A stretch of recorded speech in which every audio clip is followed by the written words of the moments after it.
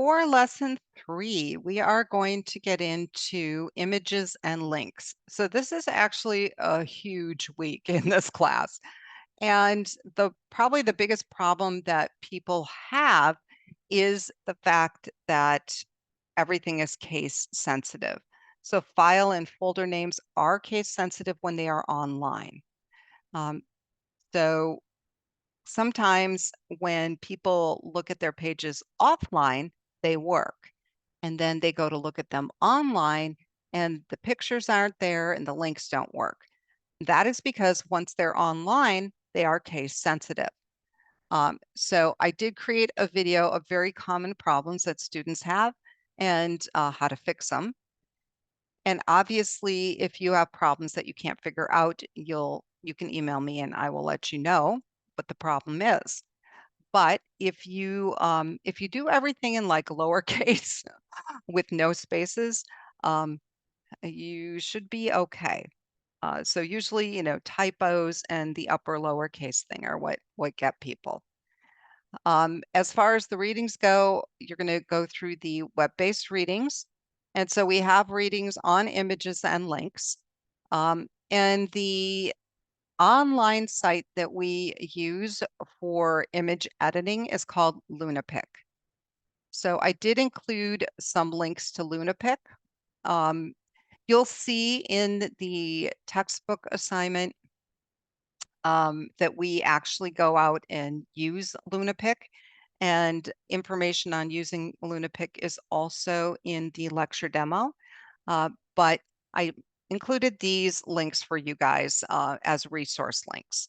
Okay, you'll notice it says optional. Then we get into the lecture demo. And because there is a lot this week, it is split into 3 parts. What I suggest is doing the image information in one sitting and doing the links, the hyperlinks, in a different sitting. Don't try to do this all at the same time. So the section on image formats and editing talks about the different image formats that are on the internet. Okay, so what are GIFs and PNGs? What are animated GIFs? And hopefully some of these are still there.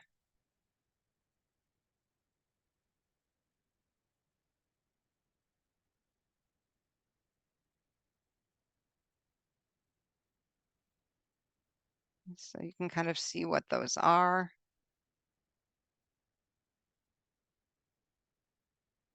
And you can also create little animations in Photoshop if you're familiar with that.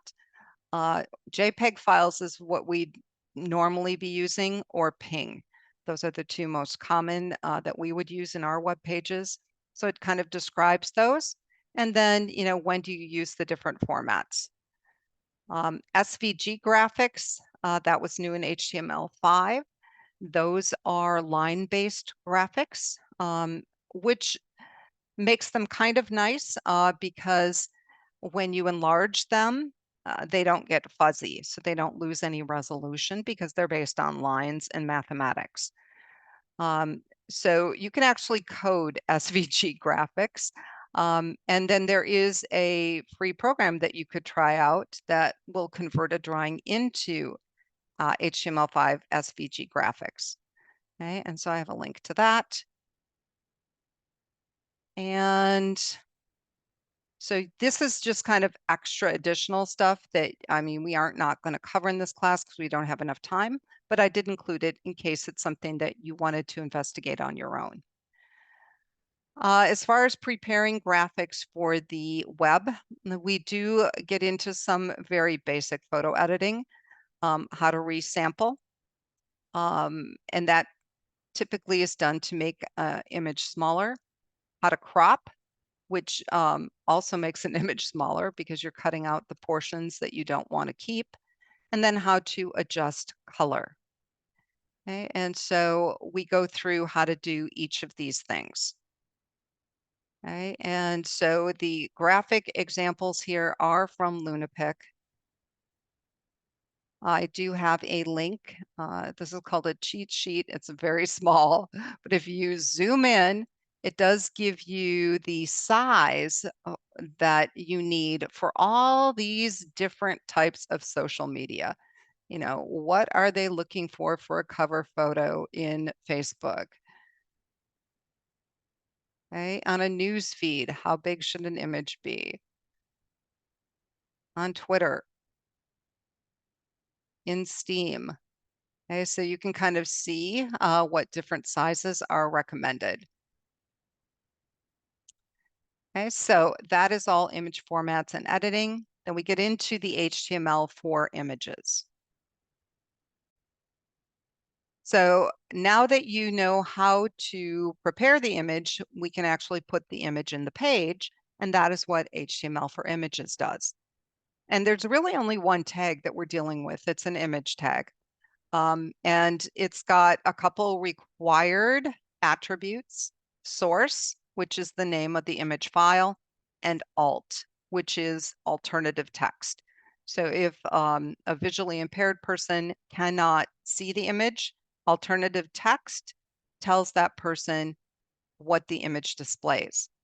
Alternative text is also used by SEO marketing.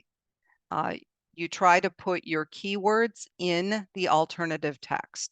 The more times your keywords show up in your page, the more likely the page is to go to the top of searches. Okay, so alt text is also used pretty heavily by SEO marketers. So those are two required attributes. There are additional attributes that you can put in. One is a title, so that if you point and pause over a picture, a title is like a tooltip. It'll just show. As far as height and width, there's a couple ways you can set this up, but the standard is to use the style. And we haven't really discussed CSS yet, but because that is the best way to put in height and width, that is what we are going to do. There is a height and width attribute, but that is not considered best practice. Okay, using CSS style is. Okay, so this talks about how to add the height and width. And if you're not sure of how to find out what the height and width is, in Windows, how would you find that out? Content view shows you, and you can also right click on an image, go to properties and select details, because that also shows you what the height and width is. Along with the image tag, you can use a figure and a figure caption tag.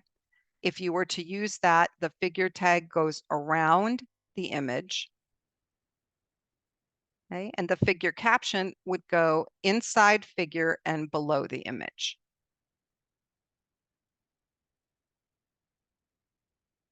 Okay, and so that's pretty much everything you need to know right now for images. Then we get into hyperlinks. And there's two different types of links. There's internal links that take you from one section of a page to another. And then there's external links that take you to different pages.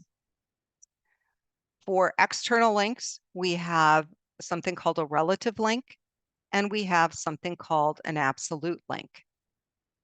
When you link from one of your pages to another, you tend to use a relative link. When you link to a completely different website, then you use an absolute link. Okay, so this explains what internal links are and how to create them. It also explains that for external links, if you have a sequence of pages, how you have to kind of visualize that before you put those links in, and the different types of layouts you can use. Okay, and then how to create the relative links. We do that first because those are links to your own pages. Okay, they are pages that are on the same server. And then we get into how to do an absolute link, which is a completely different server. And an absolute link can also be to a different type of resource. So you can link to a news group. You can link to a PowerPoint. You can link to a text file, a Word document. Okay. These are news group links.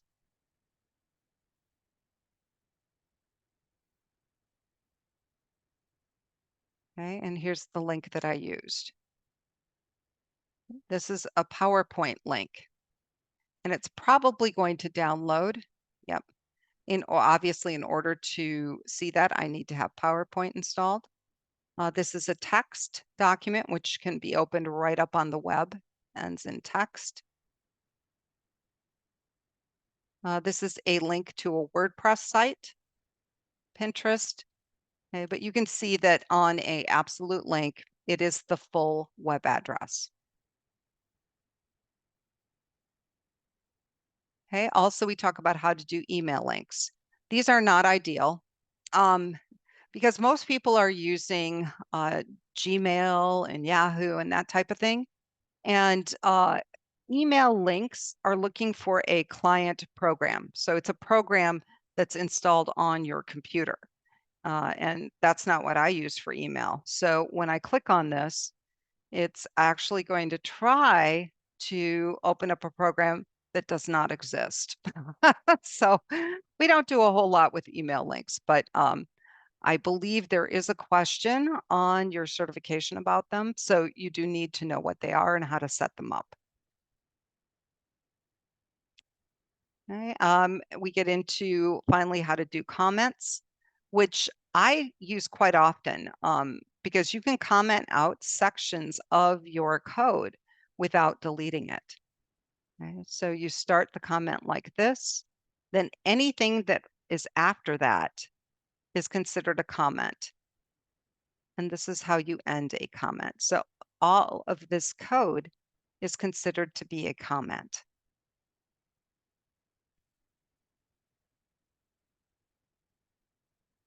Once you have gone through all of this, then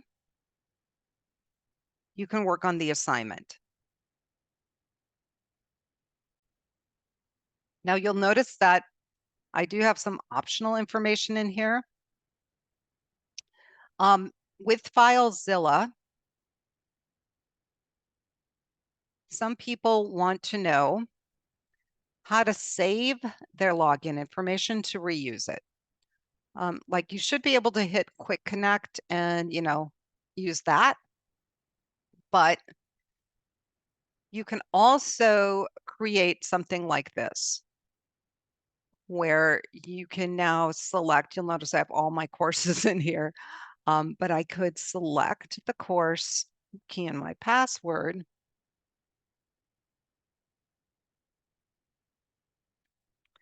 click OK here, and then it connects.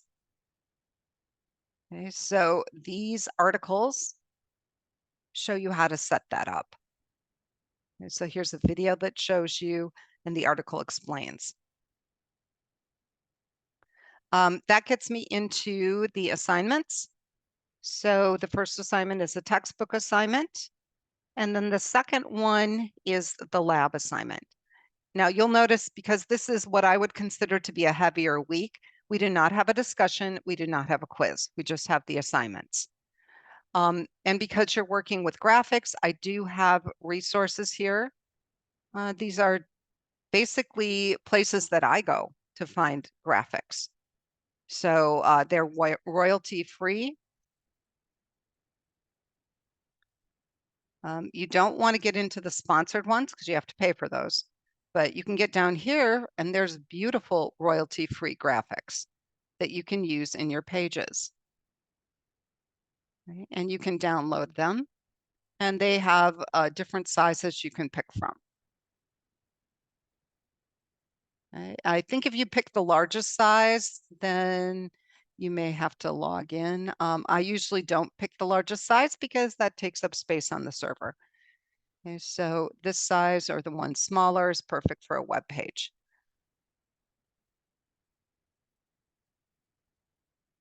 As far as the textbook assignment goes, remember these are more directive.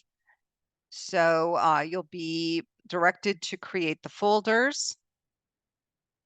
Okay, and then there's some files you're going to have to download. There is a video. And then here's a link to LunaPic Editor because you are going to be modifying these files in LunaPic. Okay, so this kind of walks you through how to do that. And for each one of these sections, there are videos that you can watch, and then the directions on how to do it.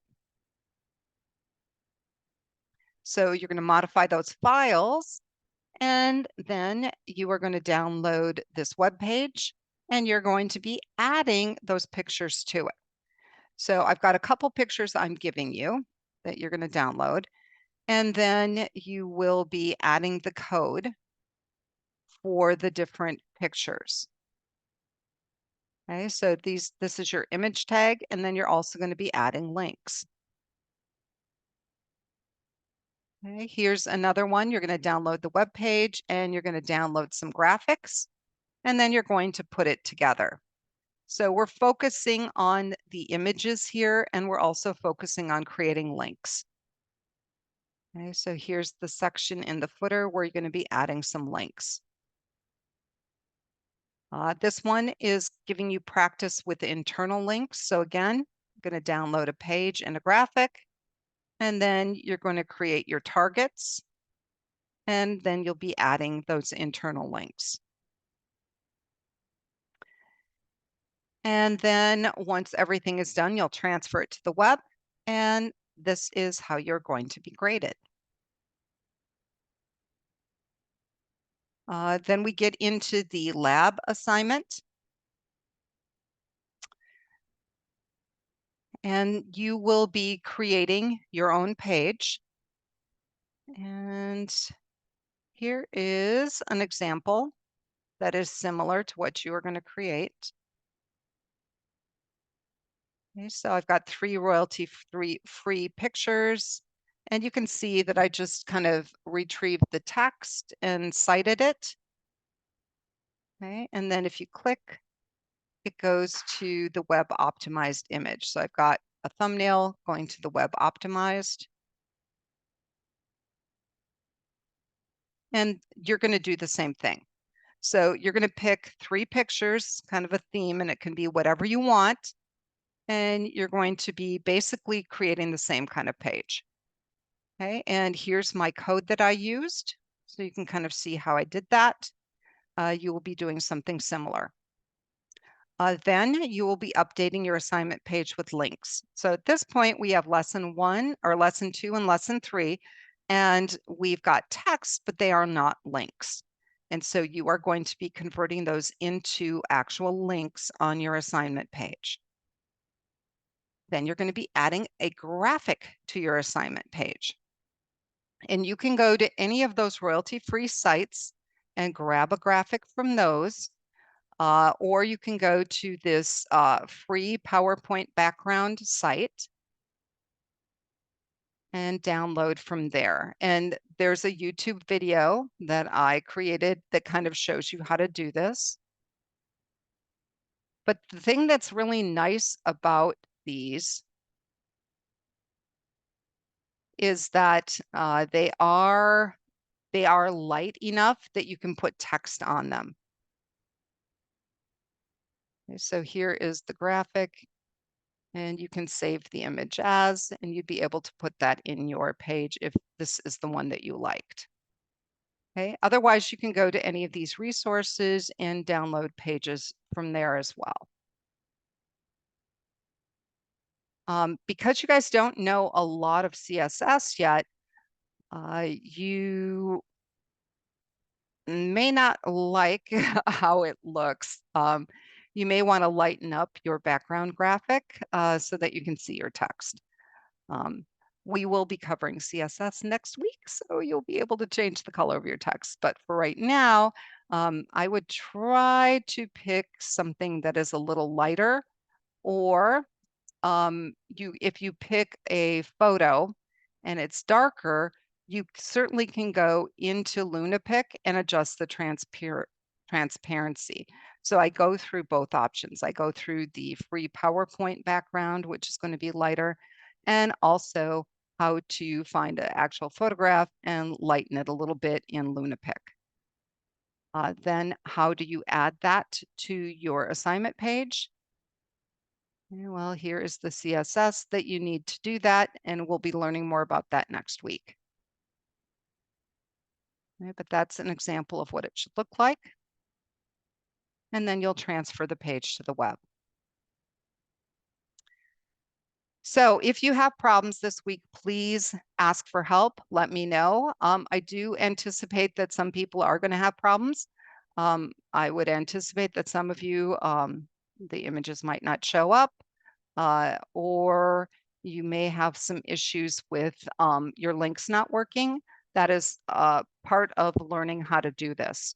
So don't hesitate to ask for help, and have a great week.